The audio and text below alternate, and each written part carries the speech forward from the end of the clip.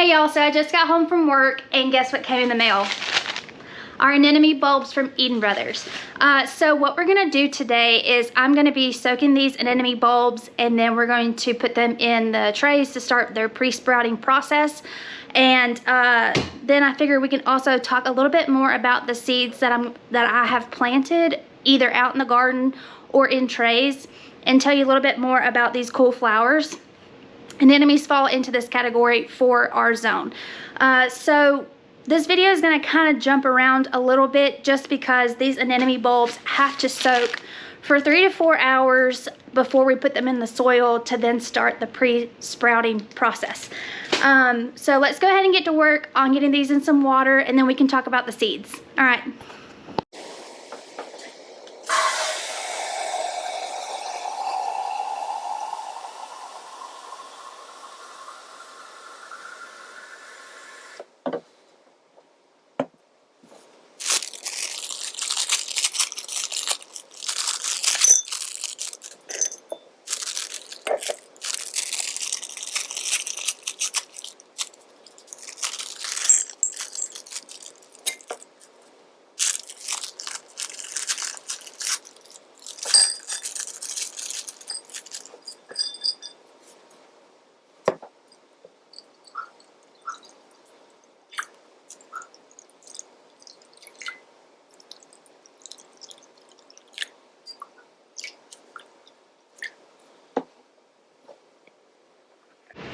Okay, so now that we have all these guys in the water, let's go over the different variety types of the corms that we have.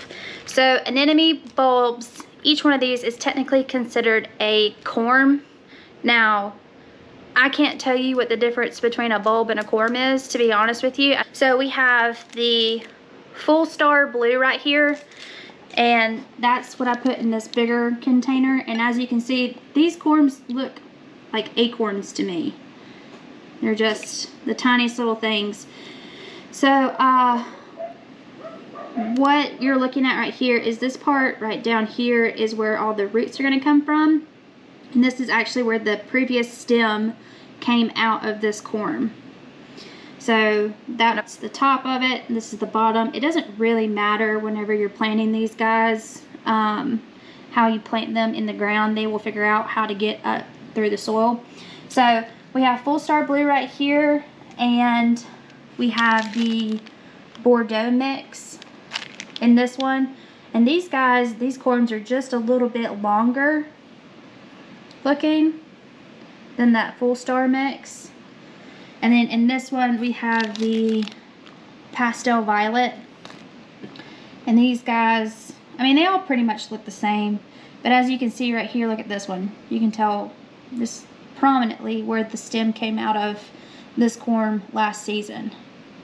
So what we're gonna do is the traditional method to soaking your anemone corms or bulbs is that you would have these guys in a container that you could possibly run dripping water over them for 3 to 4 hours. Now I want to keep these guys separate, and I don't really have a location that I can just drip water over them for 3 to 4 hours equally. So another method that you can use when you're soaking your corms is just to put them in a bowl, and then every like 30-ish minutes you want to come around and stir those corms and put a little bit of fresh water on top of there. The point of that is just to make sure that oxygen is still moving in this water so that it can soak actually into the corm itself to tell the corm to wake up. So now that we've gone through that, we can go through the seeds. Okay, so what I figured we'd do is that we would go through the flowers that we have out in the garden alongside of the cool flower book that I have that I'm kind of using as like a guide. So first up, you have bachelor buttons, also known as cornflower. These guys are, I've never actually gotten these guys to germinate. So we have these out in the front garden right now. Last time I tried to start these, I did them in trays. And it seems like they like to be planted directly where they're going to be at. So we're trying these outside right now in the front garden. Then we're going to the Bells of Ireland. So the Bells of Ireland, like I said, I've had these seed packets in the fridge now. It's on day 11. It's day 12. We're going to be planting these along with the poppies outside into the garden tomorrow. I took these out of the freezer so that you guys could see them. So Bells of Ireland, they're more of like a greenery filler type flower. Apparently, if you can get these guys to go ahead and bloom, they will self-seed from that point forward, and you don't really have to worry about getting these guys to germinate again on their own. So that's what the goal is for this, and this is why this is going out in the bed straight into the ground. Then we're going to be doing some celosia. Now, I know this isn't typically your cool flower type flower, I guess. But what I did find interesting on here is that you can grow celosia. If you grow it in lower temperatures and it has less than 12 hours of light, it causes premature flowering. Now, if you guys have ever seen celosia before, you know that these things are, pretty big. They're about the size of your hand, and sometimes they're hard to put in arrangements. So the idea of these guys doing premature flowering in the lower temperatures kind of piqued my interest. So we're going to try these outside to see if we can actually use these for the wedding, my friend's wedding. So interested to see how this works out. And then we planted up some cosmos outside. These guys have already sprouted, and they're doing great. They need a little bit more time to be able to put off more mature plants, but these guys already have flowers on them. Then we're going to talk about our larkspur. So the larkspur, if you go back onto my Instagram, back in May is when these guys were blooming for me. I planted these out in the front garden last year, and I did not think that they were ever going to do anything, and then all of a sudden they just started popping up. So that was super great. They were popping up around the beginning of May, and they lasted until July. This pack that I have right here has pink, purple, and white. These guys are super pretty. Great for filler flowers. We have white swan marigolds outside right now. These guys, the plants are probably about 4 inches tall. They have not put off any flowers yet, so I'm excited about that, because that means I'm going to have some really good and mature plants come springtime. And then we have your straw flower. I also have not been able to get these guys to germinate for me, but these guys are super good for dried flowers, and apparently this is another one of those that if you just can get them into the ground and get them started, they will go ahead and self-seed each year. So that's why these are going straight outside. They need light to germinate, and everything about these flowers that you have to remember specifically is that these guys, you can't not water them. And I know that sounds silly, but especially down here in the South, whenever temperatures start dropping off, I know I'm really bad about this. I'm like, oh well, the heat's gone, they don't need as much water, everything should be fine. But whenever you're starting seeds up, you have to remember that they have to be moist all the time.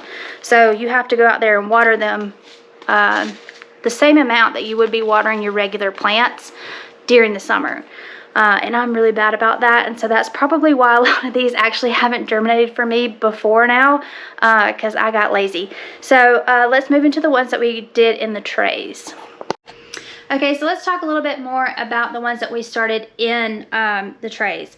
So the reason I started these in trays is because they need a little bit more coddling than the ones that are outside. The ones that are outside can handle this going up into the 80s and dropping down to the 40s, and we can still have germination from that. As long as they get light and water and they stay moist, they should be good. The snapdragons that we started in trays, they have to germinate around the 70 to 75 degree range. So they're not going to handle our nighttime temperatures dropping down into the 40s. So during the daytime, I leave these guys outside. They need light to germinate, so they're surface sown. So that means that, as you saw in the video, you pack the trays with the soil, and then you're just going to lightly dust these tiny little snapdragon seeds on top of that. And then you lightly dust a layer of vermiculite and spray those with just any type of water sprayer. I use this. It's my husband's for whenever he cooks Boston butts. That's why it says food only. So during the growing season, it's mine. So anyhow, you're just gonna spray these guys 2, maybe 3 times a day. Trays, we have snapdragons. I did 3 different types. This is not them, but I did the Orange Wonder, the Snowflake, and a variety that came from Park Seed called, I think it was like Midnight or something like that. So these are clearly orange. We've got white ones, and the Midnight ones are like a reddish pink color. They're super pretty. I started some Echinacea White Swan. So these are cone flowers. These are like the ones that we have in the front pots. And then I started some Dusty Miller. Again, this is a kind of like a filler greenery type plant. It's not necessarily a flower. They do flower, but they're mainly used for their greenery. So also something to consider whenever you are planting seeds, just like they have to have a certain amount of light, they also have to have a certain amount of rest. So whenever I bring them inside, I'm not putting them under any type of heat lamps or a heat mat or anything like that. They're just germinating on the ambient temperature that's inside the house and the ambient temperatures that are outside. Now, I will say this. I did have to bring them in because we got hit with some pretty bad storms over the past 2 days. So while they were inside in here, I did have the heat lamp on them, and I kept them at about between 72 and 74 degrees while they were inside. Now, I haven't seen any germination on these yet. Obviously, they have not been sitting long enough to do anything, but as soon as we get some germination on these guys and get them up and growing, we will put them outside, probably where the pepper bed is right now. I'm going to pull up all the pepper plants that are in there and then put these snapdragons there. I think that's going to be easier to secure them so that they don't flop over during the winter time. The Echinacea, I just planted these into the seed trays specifically because they prefer to be started indoors. They have a better germination rate if you start them in trays than if you just stick them outside. So that brings us to the last variety that we have right now in the refrigerator that we're planting out this weekend, along with the Bells of Ireland, which are poppies.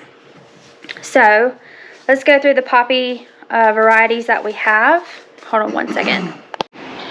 Okay, so we actually have 4 different types of poppy seeds right now in the refrigerator. I used one of the entire packs that's in there, but the ones that we have left over is the lilac pom-pom, the black swan, and the mixed double. And one thing I will say about ordering seeds, just a quick little something I've learned. Whenever you're ordering seeds, you need to look at the price per packet and the amount of seeds that you're getting in that packet for that specific price. So when you order from Eden Brothers, I've noticed that their minimum seed count is a lot higher than when, like for instance, I order from Park Seed. So you'll get more seeds in the packet and you're paying less per packet. But whenever you order from Park Seed, you're ordering less seeds for a higher price. So for instance, like these poppy seeds right here on Eden Brothers, I think they were like around $5, either 4 to 5 per packet. And then whenever I ordered the packet from Park Seed, they were a minimum of like $6 per packet, and you got less seeds in that packet. I will say this though, Park Seed tends to have your more popular varieties in stock for longer. Whenever these popular varieties of poppies come online at Eden Brothers, they are up and they are sold out very, very quickly. So if there's a specific type of flower that I really, really want to grow, I will pay the extra money and order it from Park Seed. So yeah, just something I learned. Now, talking about the poppies. So again, like I said in the last video, a lot of the information that you need to know about every type of plant that you're growing is going to be on these seed packets. So you can see right here that poppies want the cold stratification. It tells you how to sow these guys. Lisa Mason Ziegler has an entire thing on Iceland poppies. So let's talk about these poppies specifically, because we are going to be planting ours on Saturday. And they're a bit needy, kind of like these snapdragons are, but we can't treat them the same as the snapdragons, unfortunately. So poppies, they need cool stratification. They want to be direct sown. They have to have light to germinate, but they don't mind the fluctuation of temperatures. So we're going to be planting those straight outside into the garden, and I will take you through that planting process. But just know that it's going to be difficult to get these guys to germinate. It may take a miracle. I'm not exactly sure, to be honest with you. But we're going to give it our best. We're going to try and just try to see what happens. Now, I'll probably get into more of the means and methods of this planting in that video, so that I don't waste all your time when we're supposed to be talking about seeds. So let me go ahead and show you one more thing that I'm experimenting with right now, and then we'll wrap up this video. Okay, so the last seed that I am going to be trying to experiment with this year are dahlia seeds. So as a lot of you know, I went ahead and ordered tubers this past year from Eden Brothers, and that's what is giving me my dahlias outside in the front garden. But you actually can plant dahlia seeds. Now, it's kind of difficult. The ones that I have right now are some of the prettiest flowers that I had out there, but the plant wasn't very prolific. So I was watching Florette Flowers, and she was talking about how to procure your dahlia seeds for the next year. Now, if you want the exact replica of the plant that you have already planted, the best thing to do for that is to dig up the tuber at the end of the season, divide that, and then plant the other tubers out that you've divided. What you can do as well is you can take seeds from the flowers, and you will get a mixed variety of whatever you have in the ground. So there's obviously the opportunity for cross-pollination. You can obviously get something that's been hopefully bred out, but comes back in and shows up on your seeds that you will not get from your tubers. So I have these dead flowers right here, and she said if you put these in water and let them dry out, you should be able to get the seeds that are in here. And let me see, hold on, let me set this up real quick.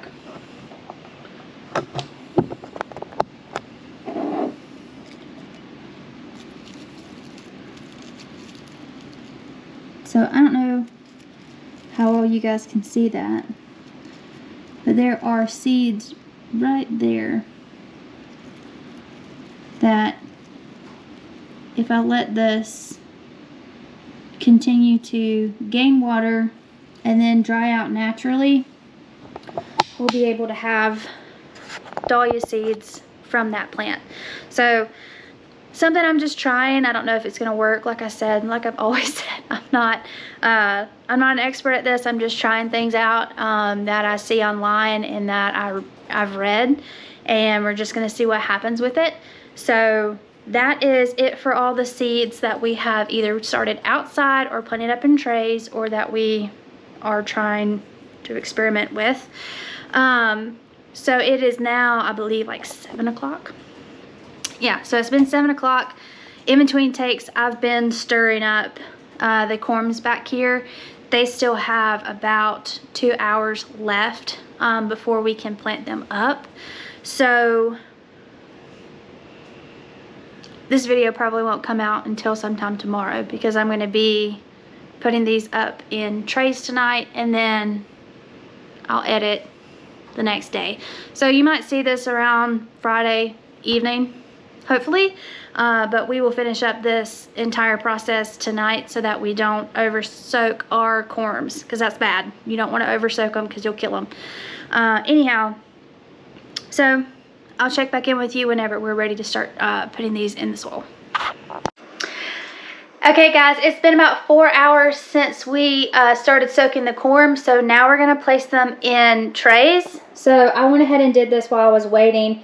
I took out 2 of the bottom parts of the trays for our seed cells, and I just went ahead and put moist soil in all of these guys, and I put in a separator so that we can keep the varieties separate.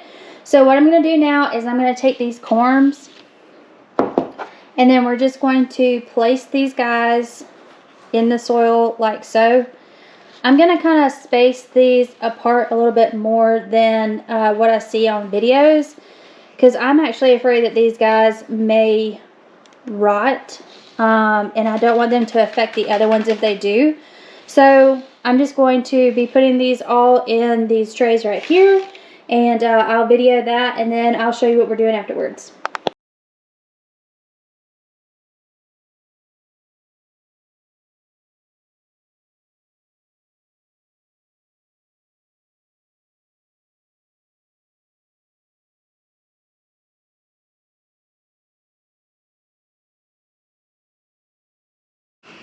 Okay guys, so we have everything put up into the trays, and so here's the plan. Anemones like to germinate between 40 and 50 degrees. Now, that is our current nighttime temperatures. So what I'm gonna do is I'm gonna put these guys out at night, and then during the daytime, I'm going to bring them inside and try to keep the house as cool as possible. I might be tossing these in the refrigerator. Just kind of unsure about that, because I don't want these guys to rot, and I don't want there to be too much moisture collected. We're just going to have to play that part by ear. But either way, the plan is for these to go outside at nighttime so they can get down into those cool temperatures. And then they will start putting off little roots at the ends of these. And then whenever they are ready, in about 2 weeks, we're going to put them into their permanent growing places. So that's it for this video. I hope you guys enjoyed it, and I'll see you in the next one. Bye.